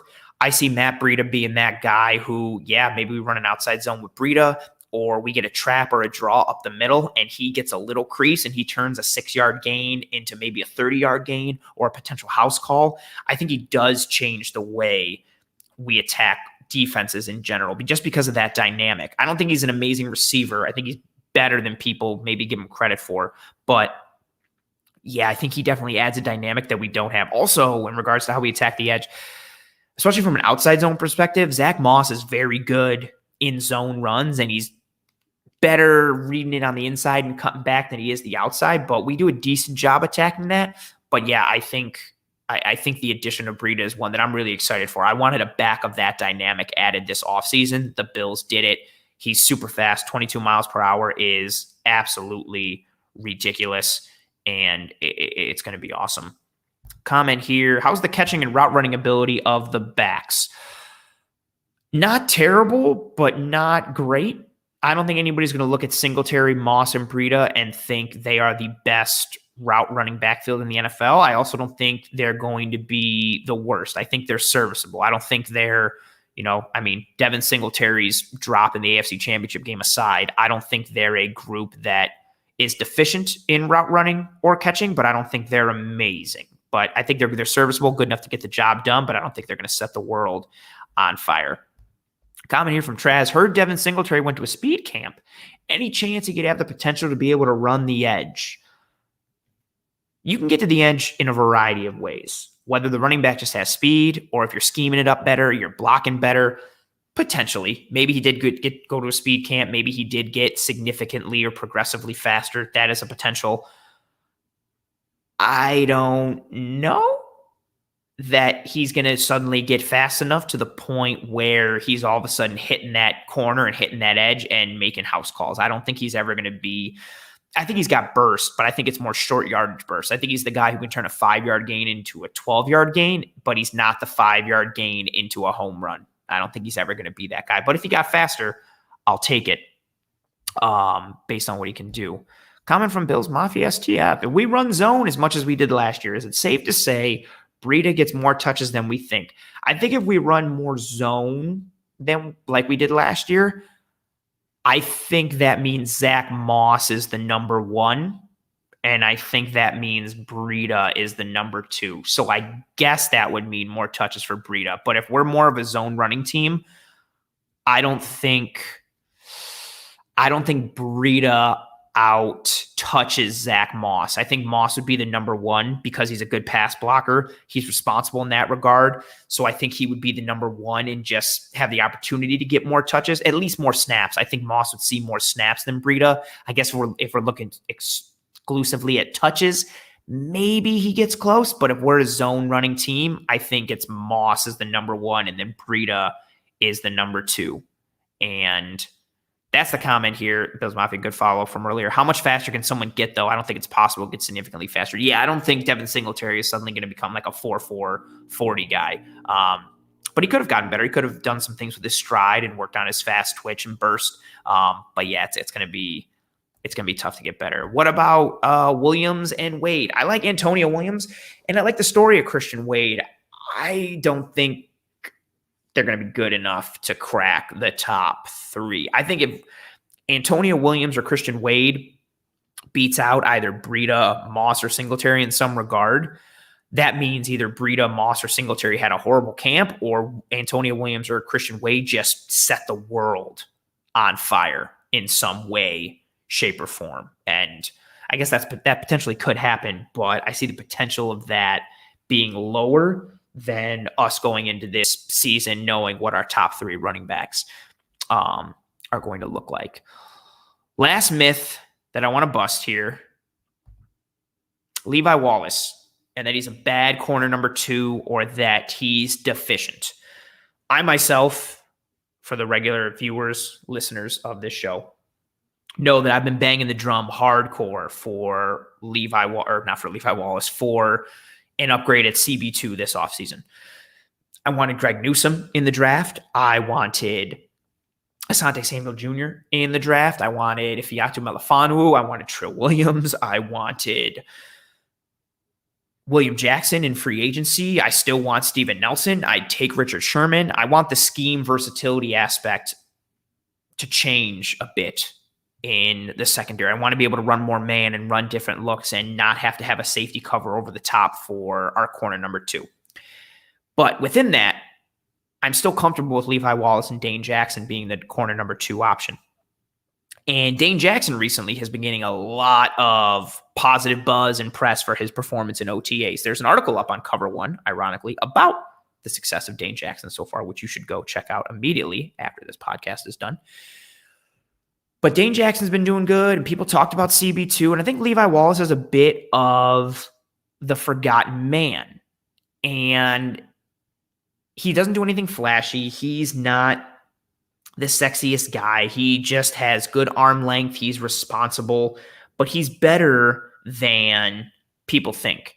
And I don't want to say we're doing a disservice to Levi, but I think with all the talk of Asante Samuel Jr. and all these other corners that came up through the draft process, and even Dane Jackson, I think we're forgetting about the aspects of Levi Wallace and how good of a corner that he's been. And the first thing I want to bring up is, one, his tackling rate. It's something that's been talked about a lot, and I didn't even realize it myself. So Levi Wallace had a 3.1 missed tackle percentage in 2020. That was the best on the entire Bills team. For reference, Jordan Poyer had a 9.9 missed tackle percentage. So again, Levi Wallace, 3.1. Jordan Poyer, 9.9. Micah Hyde, 10.8 missed tackle percentage. Tre'Davious White, 13.3 missed tackle percentage.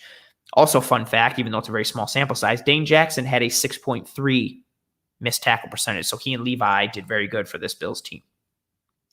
Yards per reception for Levi Wallace, 12.2. Tre'Davious White's yards per reception was 13.7. Granted, Levi had almost 200 less coverage snaps than Trey, but nonetheless, he had a lower yards per reception when compared to Trey. And so even I'm just going through the comments here, and I like this one here from Justin in reference to Levi. Dude is just solid, and solid gets undervalued. That's exactly right. And to put that with the comment from Jason right above you, talking about how Levi Wallace is serviceable, but I wish we could do better. I think that's the fair comment there for a lot of people, is like, yeah, he's okay. Meh. And he doesn't do anything sexy. He's not tremendously big. He's not fast. He doesn't lay the wood when he hits. He's a good tackler, but he's more of a form and wrap tackler. He doesn't come up and lay the boom on dudes.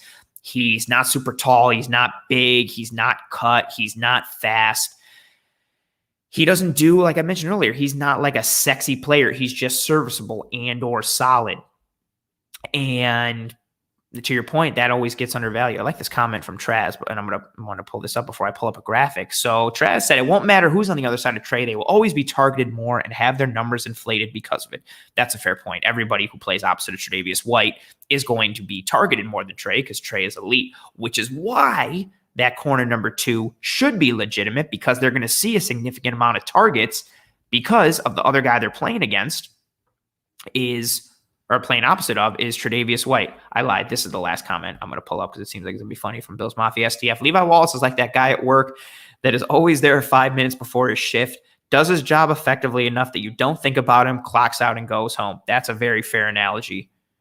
Actually, that's a very fair analogy. And, you're bringing the facts tonight. Nickel gets targeted by far the most. Yeah, that's fair. Taryn Johnson, I believe, was the most targeted corner from the Buffalo Bills last year, and it was by a lot. Granted, Levi was hurt for a little bit, and he missed some snaps. But, yeah, he was targeted like crazy. One of my knocks, personally, for Levi was that he's more of a liability in man coverage because of his lack of speed and his lack of athleticism. And this is a really fun graphic that actually kind of disputes that. Granted, I believe the Bills, 70% of his snaps were in zone and only 30 were in man. So he didn't have a ton of man coverage snaps. But this graphic here, again, courtesy of Max Robleski at Mafia Numbers on Twitter, is fantastic. So this graph shows you the target frequency and completion percentage allowed while in man coverage. So we see, on the top left, those are dudes who are rarely targeted but give up a high reception percentage. To the right, targeted heavily with a high reception percentage, because the y-axis there, the completion percentage allowed. Here, the x-axis on the bottom. We're talking about old school science graphs. So on the x-axis here, the percentage of coverage snaps targeted.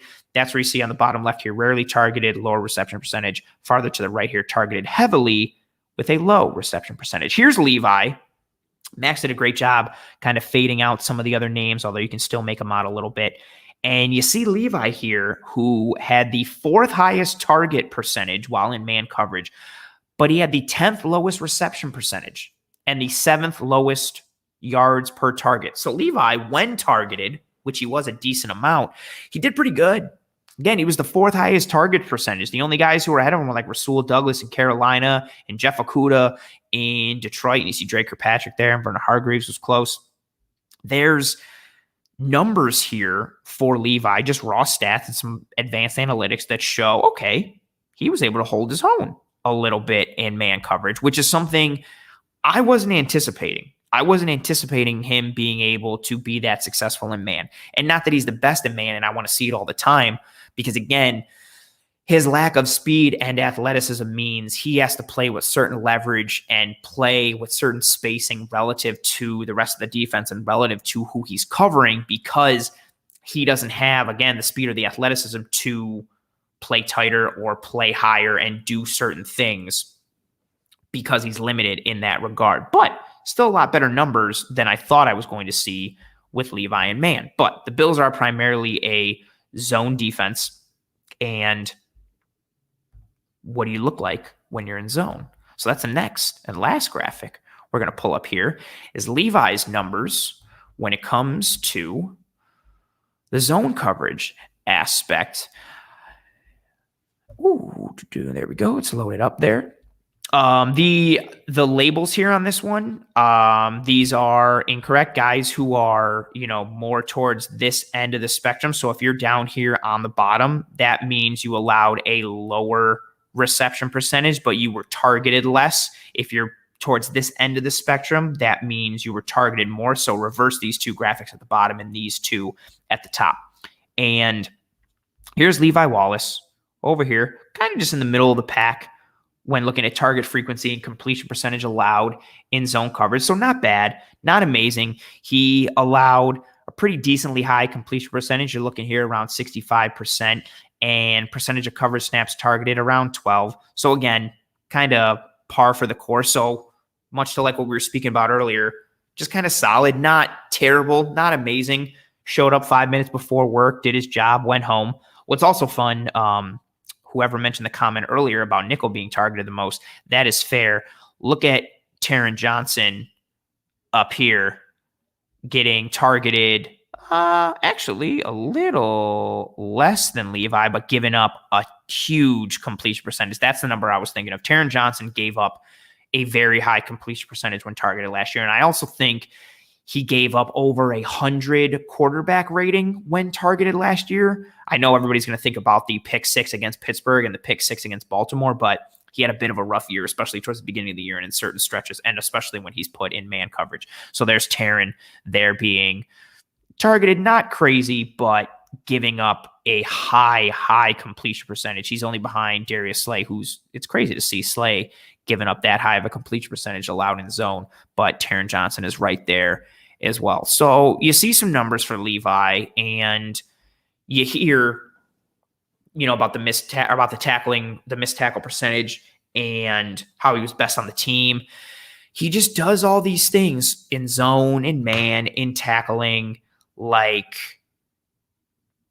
we mentioned. It's just solid, and solid gets undervalued. He's not sexy. He's not flashy. He doesn't do anything that makes you go, oh man, like people aren't out there trying to buy Levi Wallace jerseys. Even Dane Jackson, I think more people are on the Dane Jackson train right now than the Levi Wallace train. I think there's a lot of people. I feel like if we asked 10 people, 7 out of 10 would want Dane Jackson to start or who believe in Dane more. And I think Levi's a bit of the forgotten man, but Levi's not a bad corner. And I think that myth has started to come around a lot lately, especially when you talk about wanting a corner in the draft or what Dane Jackson has done. So whether either, explicitly where people are saying like, no, he's bad, we need an upgrade, or implicitly people are just talking about other things that they prefer as an upgrade, the myth is out there that Levi's a bad corner, or he shouldn't be the corner 2, or it's a problem for the team. And I would prefer an upgrade, but having Levi Wallace as the CB2, especially in rotation with Dane Jackson, I think we're limited in terms of what we can do, but that's not a bad corner grouping to have for your CB2. And Levi is not terrible. And also, Levi is what the Bills like in their corner too. They like length. They like guys that are responsible, that are smart, and that do the dirty work. And to go back to the joke earlier, show up 5 minutes before work, just keep to themselves, do their job, and then go home on time. That's what they like. And comment here from Dave. Levi is a good tackler? ? Yeah, because he plays so far off the receivers. He is not a CB2 for a team with Super Bowl aspirations. He's a good tackler just because he's a good tackler. He's good enough in run support and coming up around the edge and making plays on running backs and tight ends. And I don't care even if he is playing far off the receivers, you still have to make a tackle. If you're a bad tackler, playing far off isn't going to make you a better tackler. If you're a bad tackler, you're a bad tackler. If you're a good tackler, you're a good tackler. I want to start going through the chat a little bit. Comment here. Levi is perfect for this team. Cheap, solid, great floor for the CB2 position. We know what we're getting. If Dane excels, great. If not, we still have a very capable CB2. I like that take a lot from Baby Gorilla. He's a high floor guy. I don't think he's got a high ceiling. I don't think he's going to exceed and become an all-pro, but he's just a solid, reliable guy that you know what you're going to get. Oh, and I guess there's a Raider fan in the chat who thinks the Raiders are good or thinks he's cool. That's funny and cute for that Raiders fan. Good for that guy. And, I like this as well. Where's that comment? Levi is a guy you hate until you don't have a Levi. I like that a lot. Interesting. Going through some more comments. Man, that Raider guy is super delusional. That's super funny. I think we're going to start to wind down here on this episode of Disguised Coverage. If anybody has any last-minute questions, thoughts, comments, concerns, feel free to throw them into the chat right now, and we can go over some things as we start to wind down. But the moral of the story with everything for this episode, and there's even more myths and narratives out there, and then there will be even more created as we go throughout this offseason. But if you are looking at Tremaine Edmunds, he's not a bust. That is a myth. Please do not subscribe to that narrative or that myth that Tremaine Edmunds is a bust. Is he playing at the level we'd like him to? No. Can he still reach that level? Most definitely. Will he? Hopefully. But he is in no way a bust, and he is in no way a bad linebacker. When it comes to the comments on Josh Allen and his arm arrogance or his arrogance, take it with a grain of salt. And also, don't get too high on any one player to think that some sort of regression is impossible or that they are above being questioned, because no one is above being questioned and no one is perfect. And in relation to that as well, not everybody is against the Bills. So when you see something that isn't all sunshine and rainbows for the Bills, don't get too worked up. Take it with a grain of salt. And also look at it from the other perspective that, maybe this person doesn't know anything, bulletin board material, get better. Looking at the running game issues, big takeaway from that, it is not one person or one grouping or one unit's fault. Do not look singularly at the offensive line and be like, it's their fault the run game was bad in 2020. Don't look at the running backs. Don't look at coaching. It was a collective deficiency in 2020. And because it's a collective deficiency, it's not the easiest thing in the world to solve. And it's something we should definitely have our eye on in 2021 and as we move forward. And lastly, Levi Wallace, not sexy, not flashy, but reliable, solid, I would say undervalued, as one of the comments mentioned earlier. And I really like that analogy of him showing up 5 minutes early to work, just doing his job and then going home. And, here we go. Some comments are coming through. Start with this. I believe Joe Marino said Levi is either 1 or 2 in cornerback tackling percentage. That isn't good. That's great. You are accurate with that comment, Bills Mafia STF. I think he was number 2 for missed tackle percentage for all the corners in the NFL with a certain qualifying percentage. He's very good with his tackling, and the numbers show. And also, he made a big jump from 2018 and 2019 as well. Comment here from Randy. Bills have got to show up this year and shut all these haters at PFF and ESPN up. When will it be good enough to show the NFL that we're here? When you win a Super Bowl. And even then, it still might not be enough, because you're still going to get people who are going to think the Bills are choke artists and reference the Music City Miracle and the 4 straight Super Bowl losses. You got to win a championship. Titles do the talking. And when you win a championship, then you start to get passes for things. So if the Bills win a title, we'll see what happens. Comment here from Daniel. Every year the Bills bring in veteran CBs to be CB2, and all Levi does is play better than them. I won't really debate you on that. Comment here from Jason. Cam Lewis, an outside corner.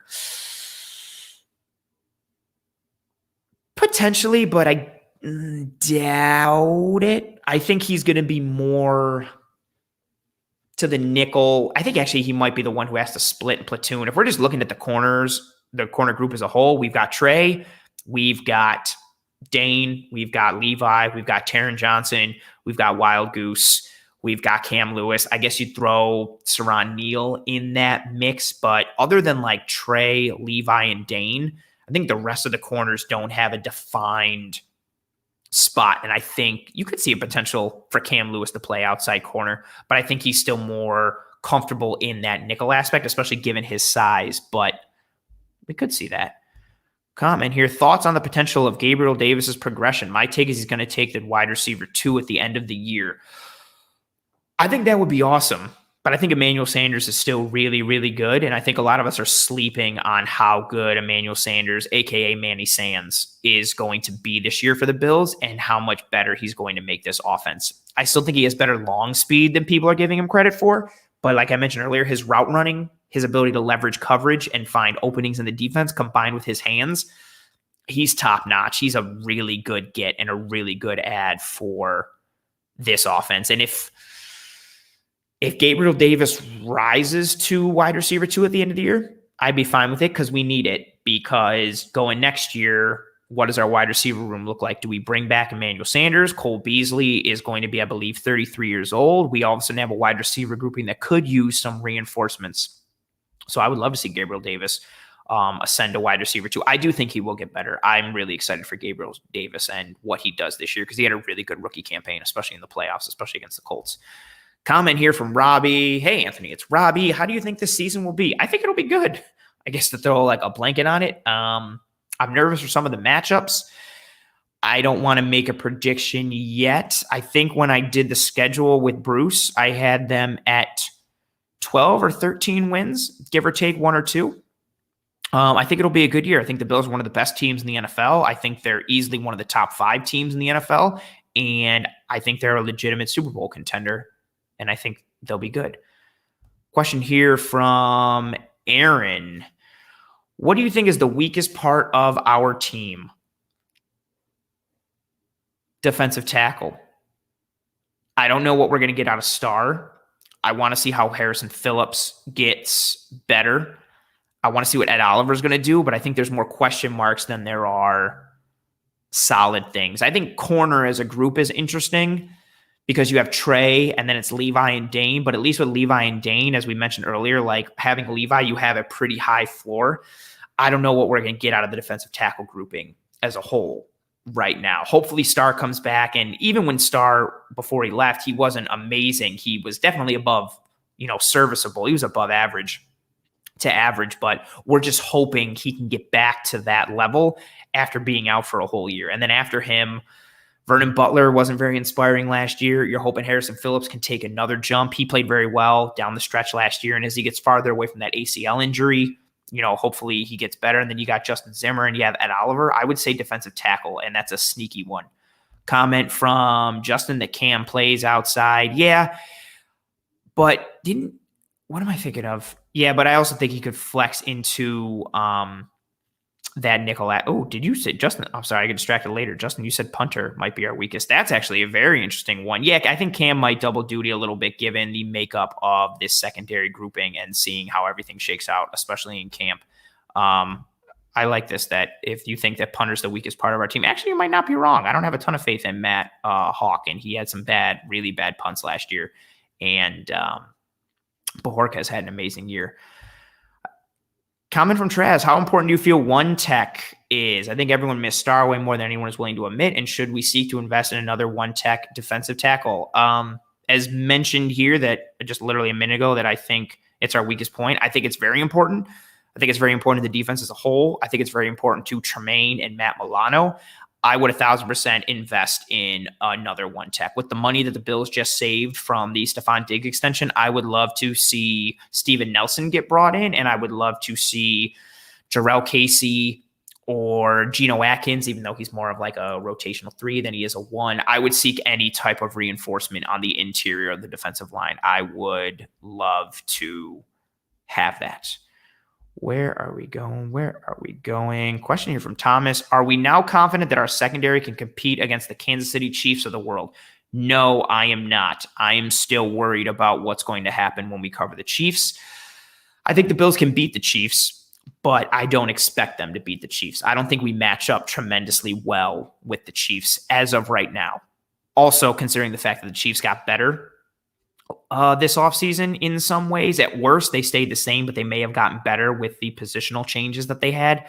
So, but if we're just sticking to the secondary, I think we're a bit outmatched. I don't think we're completely outmatched and, oh my God, batten down the hatches, but I don't think we're ready to go equally. Oh, interesting comment here from Justin. I'd like to see why you think the defense overall is better to compete with Kansas City. Putting it on one position is tough in reference to the comment there from Thomas. But Justin, I'd love to hear why you think the defense overall is better to compete with Kansas City there. Comment here from Jason. In your opinion, who's our best option for kick and punt returns? I think Isaiah McKenzie is going to return punts unless his fumbling issues rear their ugly head again. And I think Matt Breida is going to be the kick returner. The only way I don't see those things happening is if rookie Marquez Stevenson lights the world on fire, but he's a little inexperienced at punt return. He's a legitimate kick returner, but he doesn't have a lot of punt return snaps, so I don't necessarily see him winning that from Isaiah McKenzie. The only way I don't see McKenzie at punt and Breida at kick return is if Marquez Stevenson sets the world on fire at one or both of those options, and then we go from there. Comment from Daniel, the tight end position. Apparently there were more rumors that we were going to add Zach Ertz like today, but obviously that didn't happen. I'm okay with it with Knox and Hollister. I'd like to see Zach Ertz added, especially if it's a day 3 pick, especially towards the back end. If it's like a 4th or a 5th, I'm okay parting with that. I recognize the athleticism of Dawson Knox, but I think Zach Ertz is a better tight end. And I think adding Ertz doesn't significantly diminish the development of Dawson Knox. And I actually think it may help it in some regards as well. And it gives us the option to run 12 personnel whenever we need to, because we would have Zach Ertz and Dawson Knox is a much, much, much, much, much better tight end 2 than he is a tight end 1. So I would think that would be sweet. Comment here from Anthony: as the Hyde and Poyer phase out in the next few years, do you think the team will be able to match their disguise coverage ability? I hope you did that as a pun because the name of the show is Disguise Coverage. I'm actually very worried about this because Hyde and Poyer are both 30. I think they still have quality years of football left in them, but I'm very worried. They do a lot of things that I think people don't realize, and their ability to disguise coverage, that makes me smart because again, it's the name of the show, but they're interchangeable. They're both a strong safety and a free safety. They both can come around the line of scrimmage. They both can drop deep. Hyde, I think, is tremendously valuable just because of his ability to shade over the top and do so many things. Poyer's ability to be so strong in the hook curls and the flats and come up and run support, but Hyde can do that as well. And Poyer can also drop deep. Just their versatility and their ability to allow you to disguise coverage and show so many looks and have different levels of execution, I think it's tremendously underrated. I hope they'll be able to match their abilities to start to transition some guys, but I think we're going to have to invest more in the safety position as we move forward. I don't, sadly, as much as I love Jaquan Johnson, I don't think he's the long-term answer at safety. Damar Hamlin, potentially. I like that he comes from Pitt, and I love what I saw on tape from him, and I like where we got him in the 6th round, but we're going to have to see how he progresses. I don't know if necessarily we have a safety on the roster ready to take over for either of them right now, and so that makes me a little scared. Comment here: I can see Wild Goose taking Cam Lewis's roster spot just because he brings value at special teams at the gunner position. I mean, I like seeing the speed that Wild Goose showed, the GPS speed measurables that were tweeted out earlier today. That'd be really nice to see if Wild Goose could do some things. And as we go through, oh, this is still in reference to Levi. So he tackles after a 5-yard gain. Who cares how good of a tackler? I'm sorry, man. I think you're way off point on this one. Being a good tackler is being a good tackler. And you're also making an assumption that he tackles after a 15-yard gain. You're assuming like that's the regular or that's the norm, and that's not correct. And even if you make a tackle after a 15-yard gain, it's better to make a tackle after a 15-yard gain than not make the tackle and let somebody turn a 15-yard gain into a 75-yard touchdown. So I think you're just being really hard on Levi, but to each his own. You do you. That's also a good comment from Seals. We should get at least 2 to 3 more years out of, I'm assuming you meant Poyer and Hyde. Yeah, I would think we have at least 3 more quality years of ball left in them. The problem that I get a little worried about is, as dudes get older, they lose foot speed and range, and Hyde is more rangy than Poyer, but neither of them are the fastest or most fleet of foot guys now. So as they get older, I worry a little bit, but that scares me a little bit. Comment from Dave, who's not hating on Levi at this moment. Who do you see being cut on the D line? As of right now, the only one I'm sure on, I feel like Daryl Johnson is out, just because of adding Rousseau and Basham and all the other positional versatility that you have. That's the only one I'm sure on as of right now, this moment. I don't see Daryl Johnson making it. The rest, I think camp and the preseason is going to dictate a lot, but I think Daryl Johnson is almost for sure out unless he sets the world on fire. But I think Daryl Johnson is for sure out. The rest, it's going to be a battle. Bringing in Rousseau and Basham and knowing their positional versatility a little bit, combined with Epinesa and his positional versatility and everything going on. Really interesting. Well, I like this comment here. Wild Goose brings moxie to the secondary. I'll give you that. He does play very physical, and he is very intense. Justin Phillips says, Wild Goose more of a safety long-term. He has some safety snaps, but it was more like coverage dictated than scheme dictated. No, I think he's got starting nickel corner potential with some potential to move to the outside.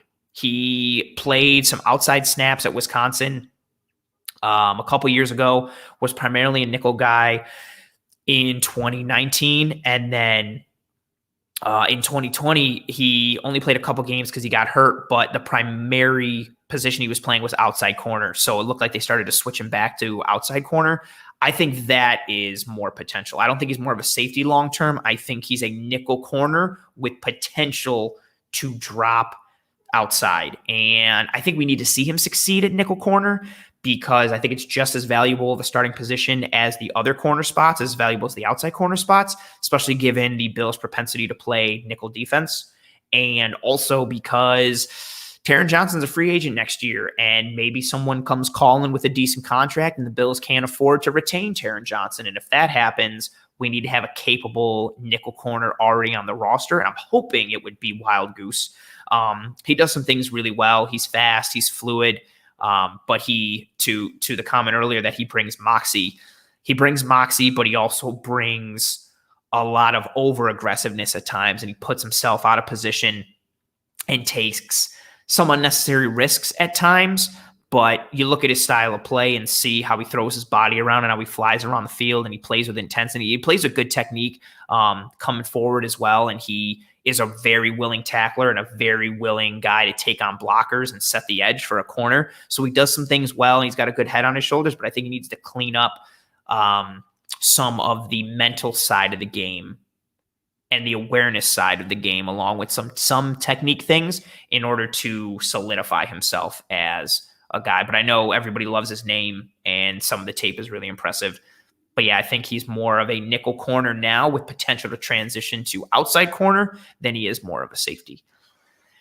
And I think that's gonna do it for, fair comment there. When Gilmore was a rookie, he was over aggressive too. Yeah, but he had better coverage instincts and coverage technique than Wild Goose does. But fair comparison there.